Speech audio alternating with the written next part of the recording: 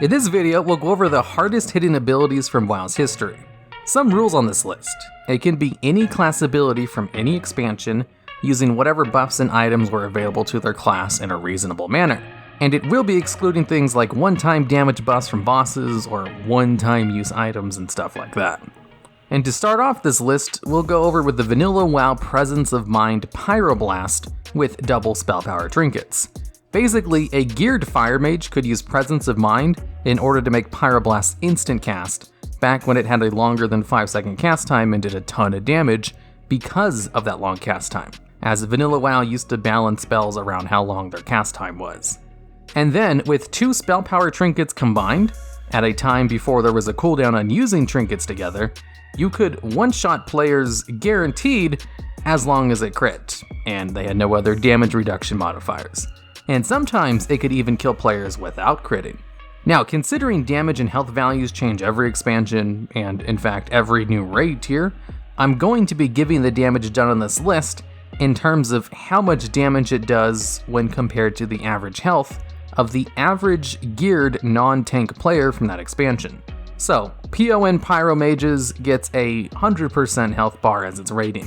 One of the few times in WoW's history where a player could one-shot another player pretty easily with one button, and in an official settings too. And at number 9, we have an ability which couldn't actually be used on players, and that's vanilla WoW's Curse of Doom. Curse of Doom was a dot that lasted 1 minute and would only do damage at the end of that 1 minute, but it would do that damage in one large chunk. It was later changed over the course of WoW to do its damage along the way like a normal dot, but they always made sure to give it a really long duration across basically all of its iterations. The amount of damage it did, if it could be cast on a player, could easily one-shot a player, but not much more than that. So it makes it on this list for one of the hardest hidden abilities in the game for that reason. Remember, these abilities don't actually have to be usable on players. I'm just using the average player's health as a metric in order to properly gauge how much damage these things did. And the number 9 and 10 spots basically just get 100%, being able to do about one person's health as damage. All the other ones will be a little bit higher than that. And at number 8, we have Touch of Death. This is an ability added in Mist of Pandaria with the Monk class and allowed them to instantly kill a mob about once every 2 minutes, give or take. And it never actually did say how much damage it did. It would just instantly kill mobs. Or, if used on a boss or something with more health than the monk, it would instead do damage equal to the monk's health.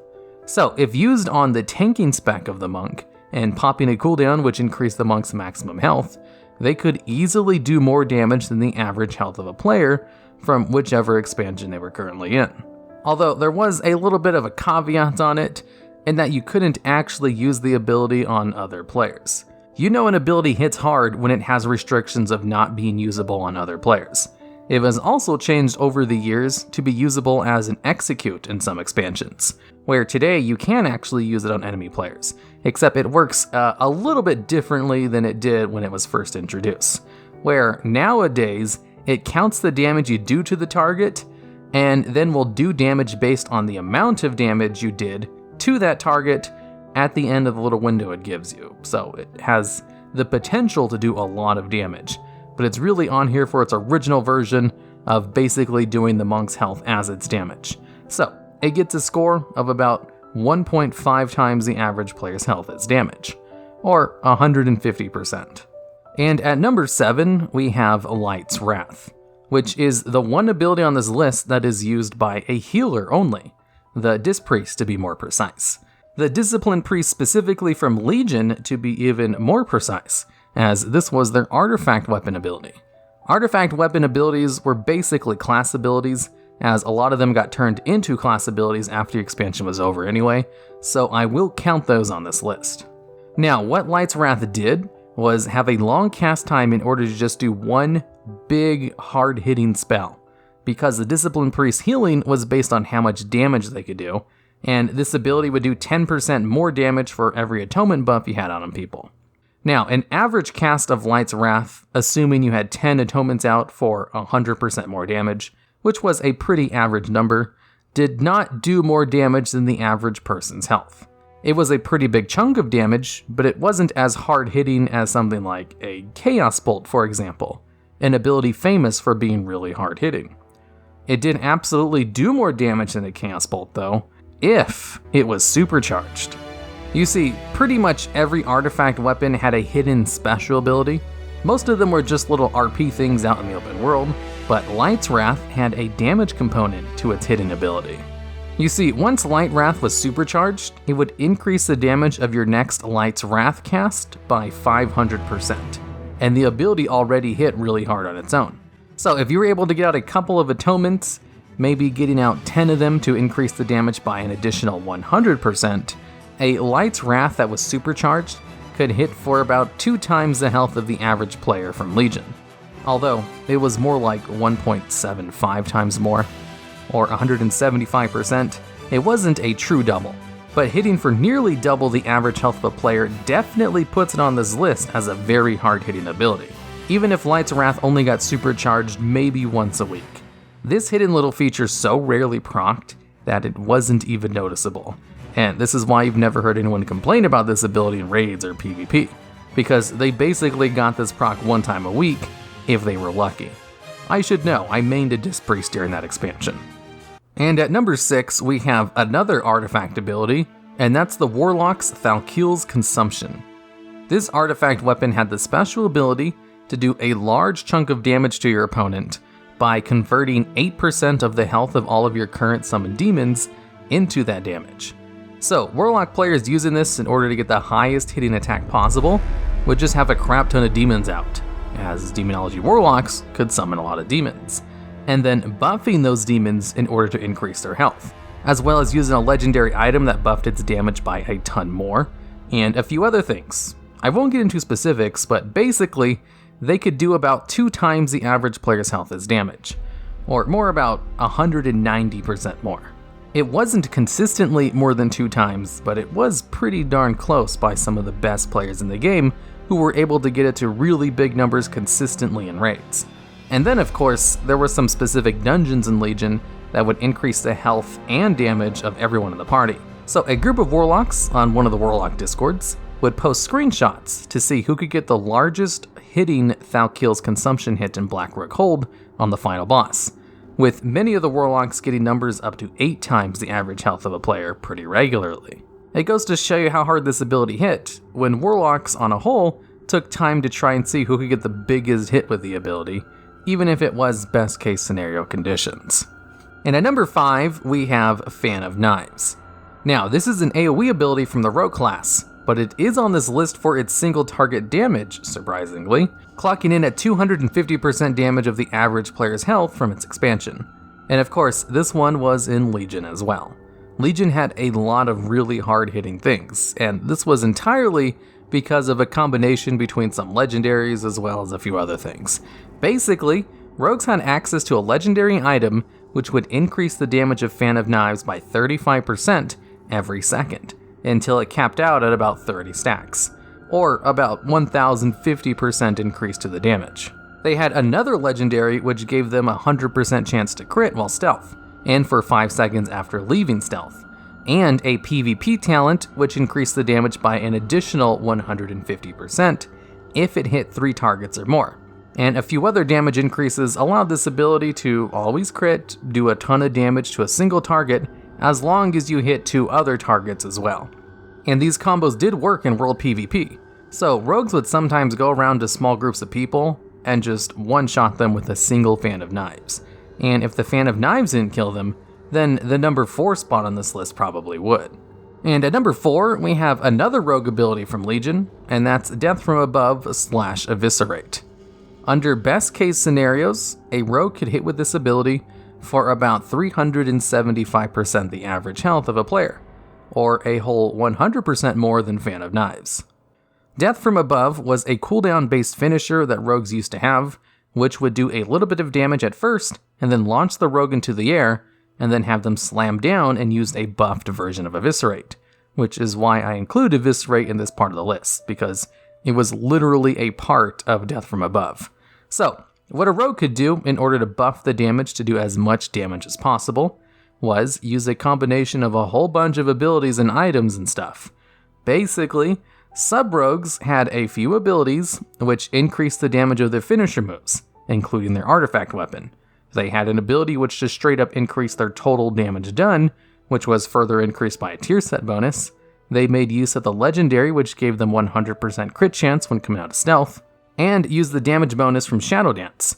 So basically what they would do is use all of those buffs, get maximum combo points, and then use Vanish in order to enter stealth, and then they would actually use Death from Above. And as they were launched into the air, you actually had one more global cooldown before the ability would do its second hit. So they would use Shadow Dance as they were about to land the ability in order to get the Shadow Dance bonus. And with all of this, they were able to get near 4 times the average player's health as damage. Of course, all of this was incredibly difficult to align together, assuming best case scenario, but that's kind of what this whole list is about. And at number 3, we have the Prot Warrior Vengeance Execute from Mist of Pandaria, pre-nerf. Now, normally execute abilities are the hardest hitting abilities in the game, but the average execute ability only does about 50% of the average player's health as damage under best case scenarios, which is still a lot of damage, but not enough for most of them to make this list. But despite execute abilities historically hitting the hardest, this is the only one which will appear on this list, and this one is probably the hardest single hitting ability in the game's history, as you'll see once we go over the first 2 spots. But let's go over why this particular execute from this particular point in time in WoW's history hit so hard. Vengeance was a mechanic they added to the game as kind of a way to increase the tank's threat by increasing their damage. So, as the tank took damage, they would get an attack power buff through Vengeance. So, the more the tank got attacked, the more attack power they got. And it used to be there wasn't really a cap on this. Or if there was a cap, it was an incredibly big cap. Because Prot Warriors in this particular time period of a nearly uncapped Vengeance had access to the Execute ability, which has historically been one of the hardest hitting execute abilities, as shown by the fact that execute abilities are named after it, and could hit with Execute for about 1,800% the average health of a player, or 18 times the average player's health as damage. Now in this time period, that was a lot of damage. A little bit too much damage, one could say. That's more than 4 times more damage than the previous spot on this list. Prot Warriors could easily top the DPS charts once it got to the execute phases. So, Blizzard added a cap to Vengeance, or lowered it if it already existed, to a point where numbers like this were no longer possible. But for a while, in the early days of Mist of Pandaria, Prot Warriors had the second hardest hitting ability in the game. And at number 2, we have Combustion. Combustion is a fire mage cooldown that has probably undergone the most amount of changes out of any ability in the game. But for this spot on this list, we'll be talking about Combustion specifically from Cataclysm and early MoP. What Combustion did in this time was combine all of your dots on the target into one super dot, which would then tick over the next 10 seconds. Now, this one is kind of cheating a little bit, since I'm going to be talking about a dot for this spot on this list, but this was one of the hardest hitting abilities in the game's history, so I'd be remiss if I didn't mention it and also put it at a high spot on this list, because this super dot could tick for 3,300% the average health of a player, or 33 times the average player's health as damage. This dot did so much damage, a single tick of it would qualify it for this list. And this Combustion super dot existed in the same time period as the Super Prot Warrior Execute from the previous spot on this list. And here's the thing about this dot. There was also an ability in the game at the time that allowed you to spread all of your dots to all nearby targets. And this did include the Super Combustion, giving fire mages the best AoE in the game's history. Now, what allowed Combustion to do so much damage was mainly their Ignite ability. They used to have a dot called Ignite, which would continuously stack every time you got a crit, as it would do about 20% of that crit's damage as a dot. And since this dot just constantly stacked, you could get this dot to very high numbers if your crit was high enough. So, in order to do a Super Combustion, you'd have to wait until your Ignite was at a really big level. And there was even add-ons in the game at the time, specifically designed to tell you when to use Combustion. because it was all revolved around how big that ignite was, because the other dots that fire mages had were pretty reasonable in comparison. And because the combustion dot relied so much on getting constant crits on one target, it was almost impossible to use it with its high numbers in PvP. So it was never a big issue in that department, and more or less just made fire mages really good at AoE. And there's a reason combustion doesn't work like this today. Nowadays, combustion just gives you 100% crit for like 10 seconds or something. They tried really hard to balance the super dot, and eventually just abandoned the idea, and changed it into a crit buff instead. And at number 1, we have the Rek Bomb, clocking in at 200 times the damage of the average player's health. This is another one which wasn't really done in just one tick, and in fact was the combination of thousands of hits going off at the same time. But it's a pretty famous event in WoW's history, and I'm sure people won't mind it appearing at the number 1 spot on this list. Basically, Paladins had this talent in vanilla WoW called Reckoning, which allowed you to store an extra attack every time you were the victim of a critical strike, except there was no cap on the amount of extra charges you could store. So one Paladin spent 3 hours intentionally getting crit on by mobs in order to store up nearly 2,000 shards of Reckoning, and then went to the world boss, Lord Kazak, and just smacked him a few times and killed him. It wasn't really all done in one shot. It did take Kazak a few seconds to die, but I think that was more of a server lag problem than it was the ability not properly one-shotting it. Although, I should say, Blizzard hotfixed Reckoning almost immediately after this was done, and it was changed to only store 4 extra attacks, which seems like a big oversight on their part in the first place. This was the first and only time a player was able to one-shot a raid boss from that current expansion, and that's why it's at the number 1 spot on this list. Alright, and that's the list. If you think I missed any other harder hitting abilities, or have ideas for future videos just like this one, I'd love to hear about them down in the comments.